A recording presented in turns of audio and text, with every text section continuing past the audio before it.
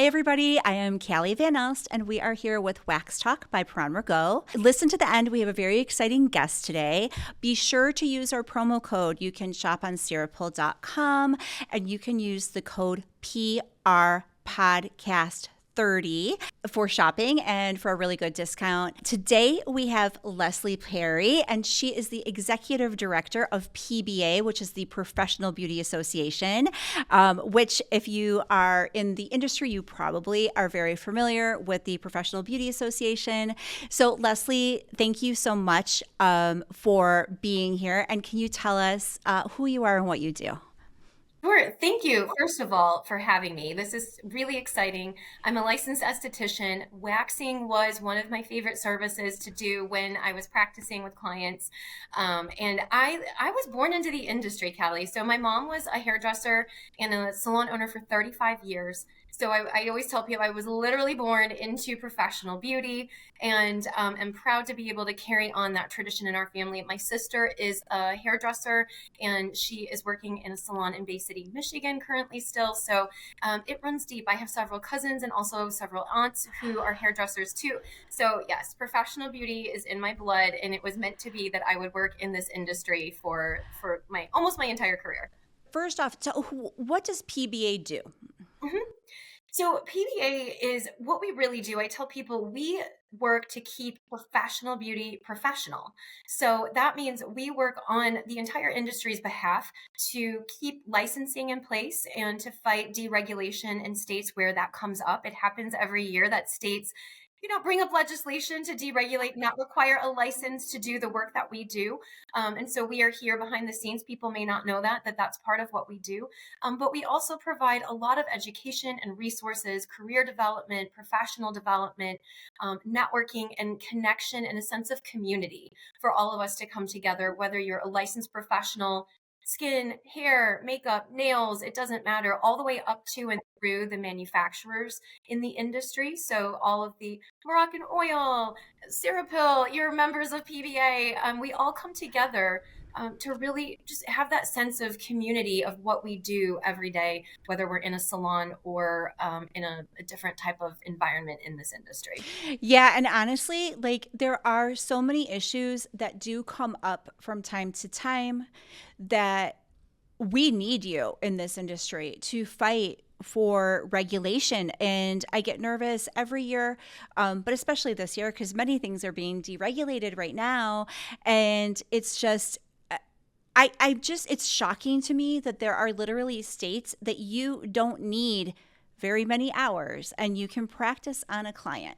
And it's like, it's shot and it's almost always more. I mean, of course, I love cosmetologists as well, but more than often, cosmetologists require more hours than estheticians. And I'm like, I mean, well, yes, they might use, some chemicals, but I feel like waxing is an aggressive service and skincare.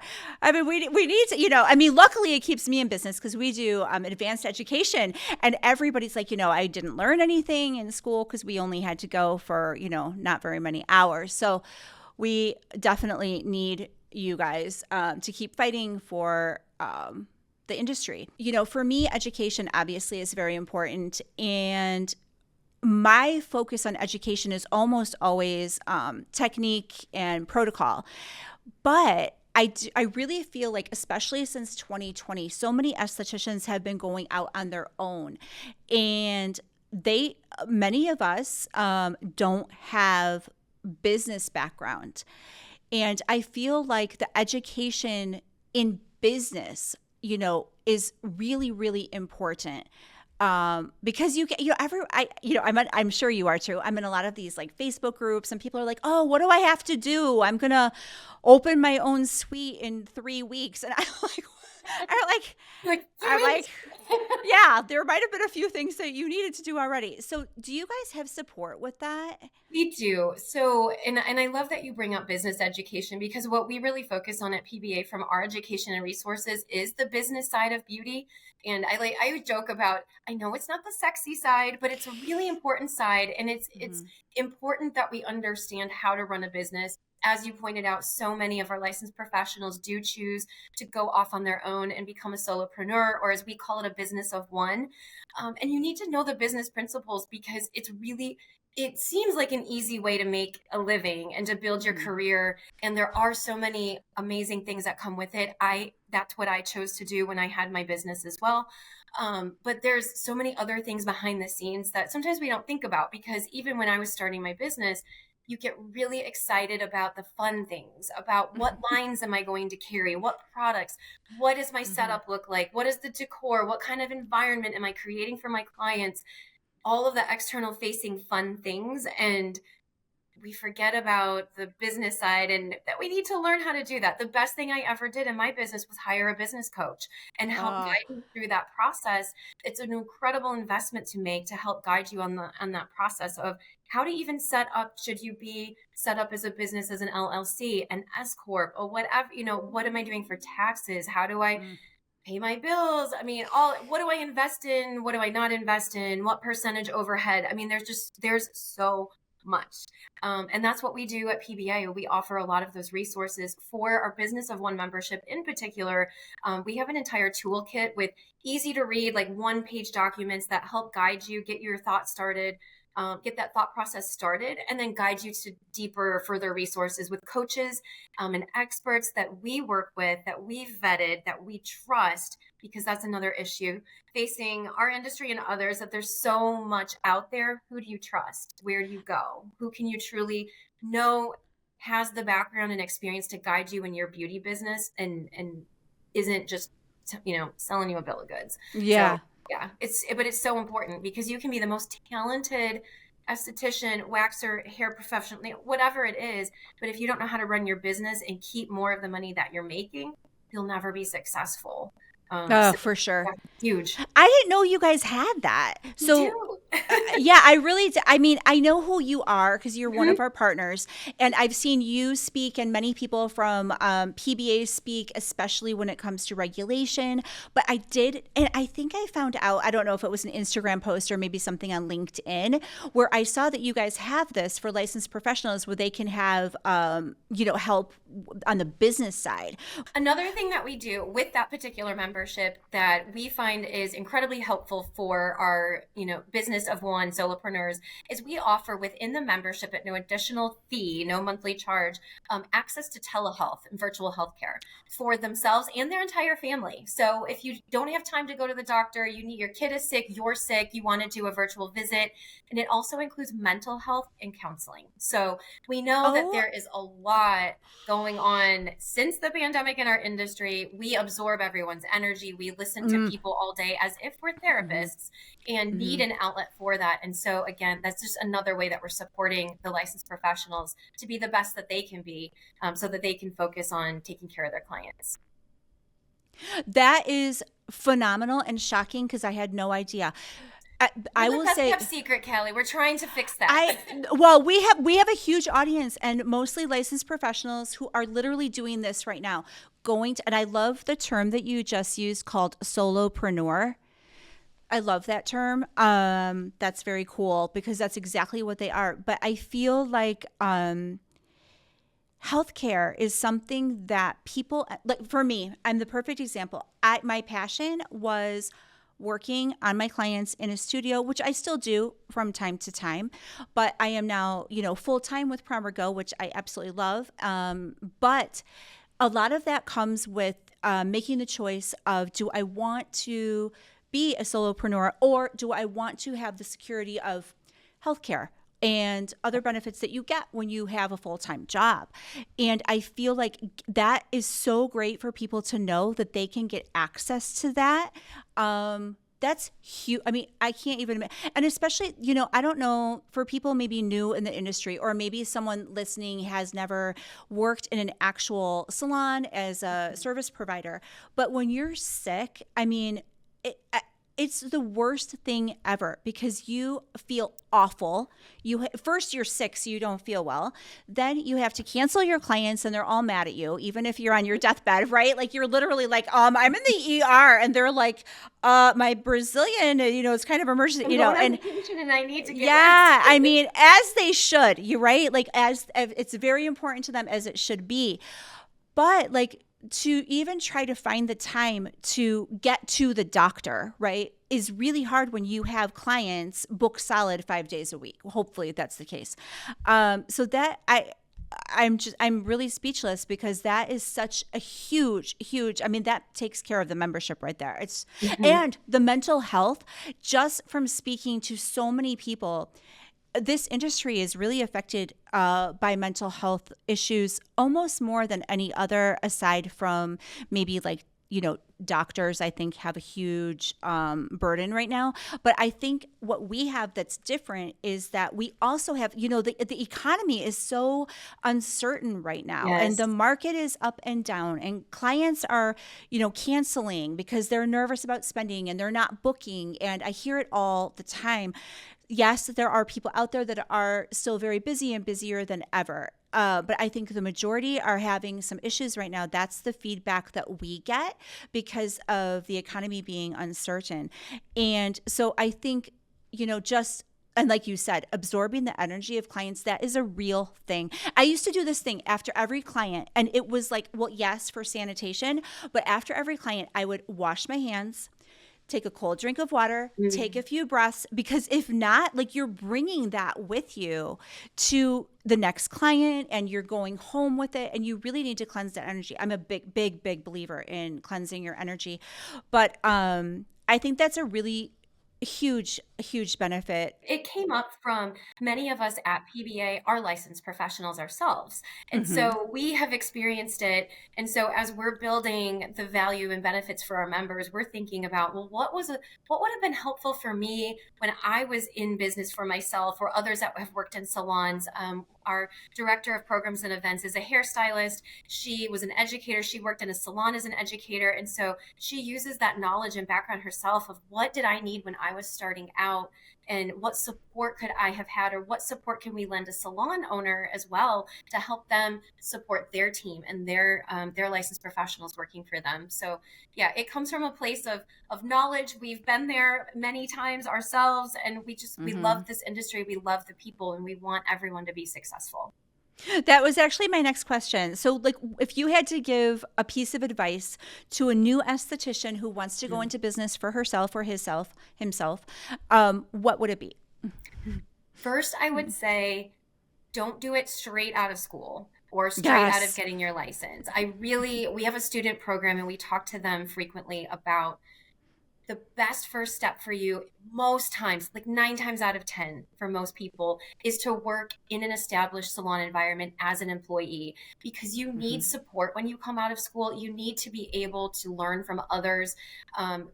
I mean, I did too. I did when I did my apprenticeship and started. I thought I kind of knew. Oh, I got this. I was older. I was in my 30s, so of course I thought I had. Oh, I got this. And then I started going to shows and education classes and realizing, oh my gosh, I don't even know Hmm. up 25% of what I need to know to be a really good esthetician. So that would be my Yeah. first piece of advice. Even though it might seem sexy to be your own boss or to call your own shots or have the freedom and flexibility, I really highly would recommend starting in an environment where you have support to start, where you learn the industry, learn your skills, build your skills, get faster at the services that you're providing. Time is money.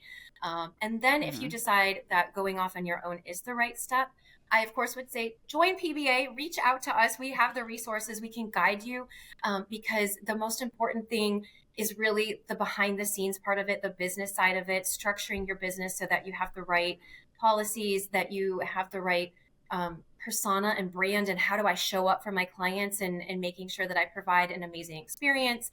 And we can help with that, and we can connect you with the right coaches and experts in the industry to help you do that. So those two things are most important to me. And then, of course, figuring out what brand am I going to carry? What services will I offer? What does my service Hmm. menu look like? All the fun side of things. But yeah. I first agree and foremost. The 100%. unsexy part. You got to do the unsexy stuff first. I agree 100%. And part of me, I questioned it recently, because I'm like, is it because I'm older now and I need to like understand this new generation and what they want to do?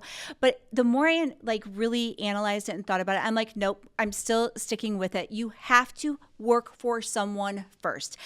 I mean, we have a school program as well, so I work with students all the time, and the amount of times I hear, "Oh, I'm about to graduate. I'm going to open my own My suite. own suite. What do you think I should, Rent is do?" expensive. How are you And going to cover rent, let alone all the other pieces of it if you don't have a plan going in? And when you're just starting out, you don't have clients. And I will also say, and I've seen this many times recently, everyone when you're going to school and your friends and acquaintances and family and people seem really supportive on the outside, and they're like, I can't wait till you get your license and I'm going to come in and get services, and they don't. I experienced it myself. My clients came from not mostly my friends and family. My clients came from clients, referrals from other clients. I focused on bridal.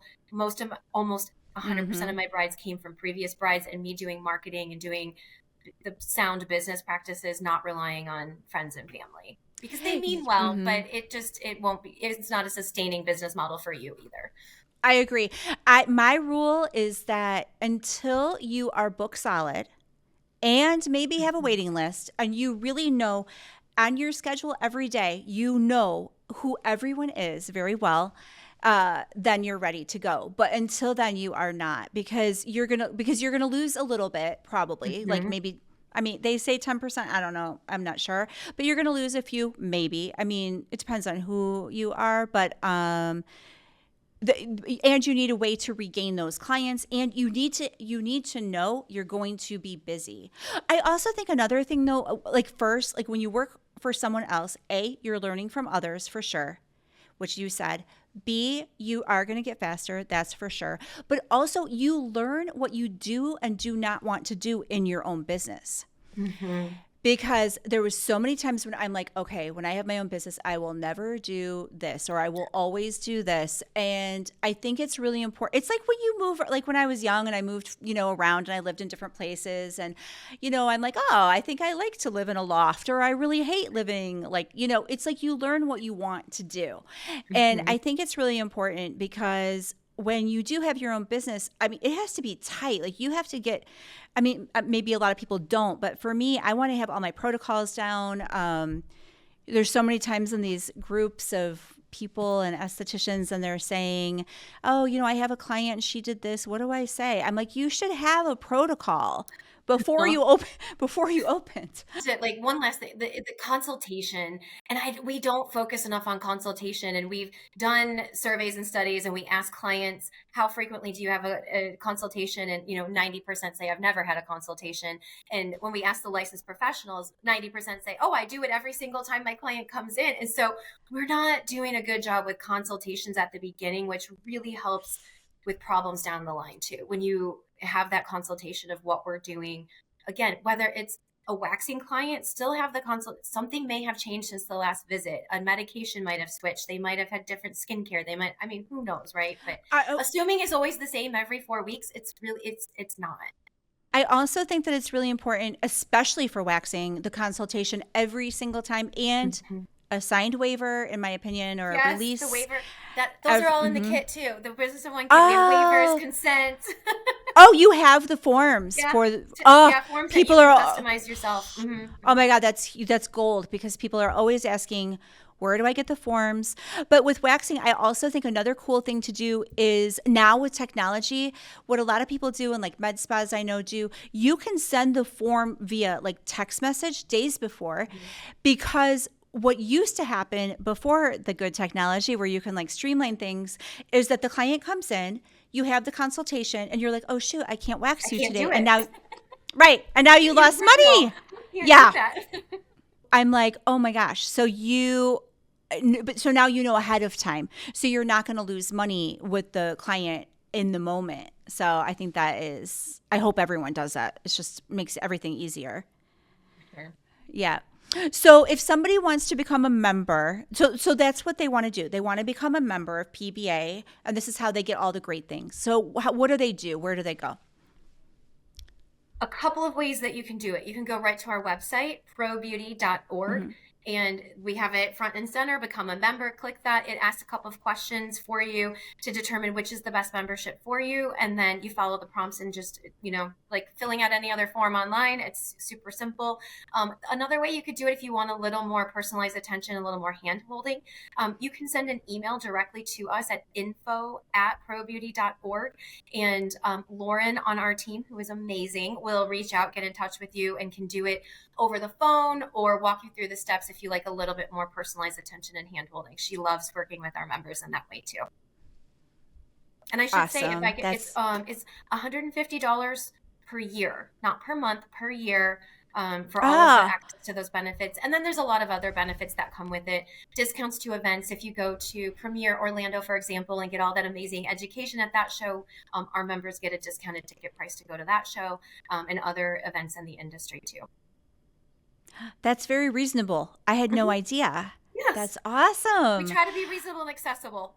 Yeah, that's very accessible. I think most people would be able to do that, hopefully. All right. Well, thank you so much for being here. I think this is going Thank to be you. amazing information for the listeners. We could talk forever. Thank you so much. And I'm going to leave everything in the show notes so everyone will know where to find you guys. And thank you so much.